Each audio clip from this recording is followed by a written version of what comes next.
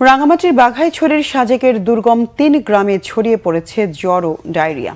আক্রান্ত শতাধিক মানুষ। চিকিৎসার অভাবে মুমূর্ষু অবস্থা কারো কারো। দ্রুত মেডিকেল টিম পাঠানোর দাবি স্থানীয়দের। রাঙামাটি প্রতিনিধি নন্দন দেবনাথের তথ্য, ছবিতে ডেস্ক রিপোর্ট। রাঙামাটির বাঘাইছড়ির ভারত সীমান্তবর্তী বেটলিং মৌজার ৩টি গ্রাম অরুণপাড়া, তারুমপাড়া ও নিউ থাংনাংপাড়া বেশ দুর্গম। জ্বর ও ডায়রিয়ায় ভুগছে এখানকার শতাধিক মানুষ।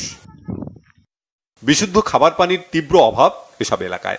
আশপাশে কোথাও কমিউনিটি ক্লিনিক বা চিকিৎসা কেন্দ্র না থাকায় চরম ঝুঁকিতে আক্রান্তরা। সড়ক যোগাযোগের কোনো ব্যবস্থা না থাকায় এসব গ্রামে পৌঁছানো যাচ্ছে না মেডিকেল টিম ও চিকিৎসা সরঞ্জাম।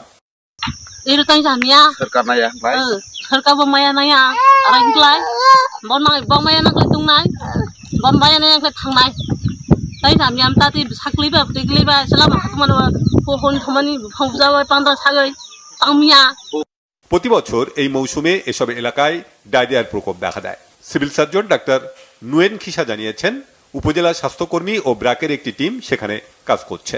প্রয়োজনে আরো মেডিকেল টিম পাঠানো হবে। এরকম সর্দি কাশি জ্বরের রোগী আছে। সর্দি কাশি জ্বর হলে সাধারণত সামান্যতম পায়খানাটা একটু নরম হতে পারে, তো এটাকে ঠিক ডায়রিয়া বলা যায় না। তো আমরা বিষয়টা গুরুত্ব সহকারে নিয়েছি বলে আজকে কিন্তু আমরা একটা মেডিকেল টিম পাঠিয়েছি।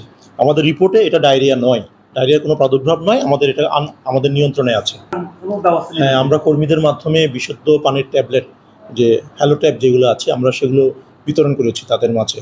তো তাদেরকে কিভাবে ব্যবহার করতে হয় সেসব কিছু শিখিয়ে দিয়েছি, এবং কিভাবে পানি ফুটিয়ে বিশুদ্ধ করা যায় সে বিষয় নিয়ে আমরা কিন্তু সচেতন করেছি।